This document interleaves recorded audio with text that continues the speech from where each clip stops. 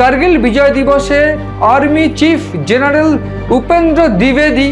তিনি যে বড় ঘোষণা করেছেন, সেই ঘোষণায় রীতিমতো চীন পাকিস্তানের ঘুম উঠতে চলেছে। চীন পাকিস্তানের ঘুম উঠতে চলেছে, শুধু তাই নয়, সঙ্গে বাংলাদেশ বা টার্কি যারা চীন পাকিস্তানকে একেবারে মদদ দিচ্ছে এবং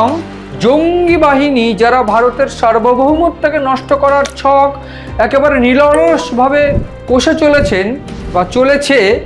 তাদের কিন্তু ঘুম উঠতে চলেছে। সেই বিষয়ে আলোচনা করব এবং এই বিষয়ে আলোচনা শুরুতে আমি যেটা বলবো,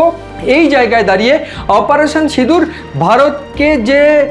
ভয়ানক শিক্ষা দিয়েছিল যে এক্স্যাক্টলি কোন কোন জায়গায় পাকিস্তানকে আঘাত করতে হবে, কিভাবে আঘাত করতে হবে, কি কি উইপন্স ব্যবহার করতে হবে, সেইগুলো ভীষণ গুরুত্বপূর্ণ এবং বিভিন্ন গোপন ছক ভারত পাকিস্তানের বিরুদ্ধে ইতিমধ্যে করতে শুরু করে দিয়েছে, এমন খবর কিন্তু এসে পৌঁছচ্ছে। এবং ঠিক এই বিষয়গুলো ঠিক রিলিভেন্ট কেন আমি বলছি, তার কারণ কার্গিল বিজয় দিবস উপলক্ষে গতকাল ভারতের যে সেনাকর্তা, একেবারে বলা ভালো আর্মি চিফ জেনারেল উপেন্দ্র দ্বিবেদী, তিনি বড় ঘোষণা করেছেন। তিনি পরিষ্কার করে জানিয়ে দিয়েছেন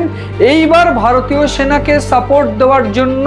আরও 4টে উইংস কাজ করবে। 2টো উইংস সেনাবাহিনীর উইংস এবং 2টো উইংস কিন্তু বিভিন্ন প্রযুক্তিগত উইংস, যেটা ভারত সেনাবাহিনীকে অর্থাৎ ভারতীয় সেনাবাহিনীকে লজিস্টিক সাপোর্ট দিতে চলেছে। একটা বিষয় আমি একটু বলে রাখার চেষ্টা করি,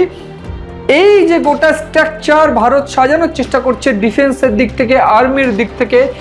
সেই জায়গায় দাঁড়িয়ে এয়ার ফোর্স, নেভাল সিস্টেম বা ইন্ডিয়ান আর্মি, এই 3টে সেক্টরের জন্যই চিন্তাভাবনা রয়েছে এবং 3টে সেক্টরকে কিভাবে ডেভেলপ করা যায় সেই বিষয়গুলো কিন্তু ভাবা হচ্ছে এয়ার ডিফেন্স বা ভারতীয় সেনাবাহিনীর তরফ থেকে, ইন্ডিয়ান আর্মির তরফ থেকে।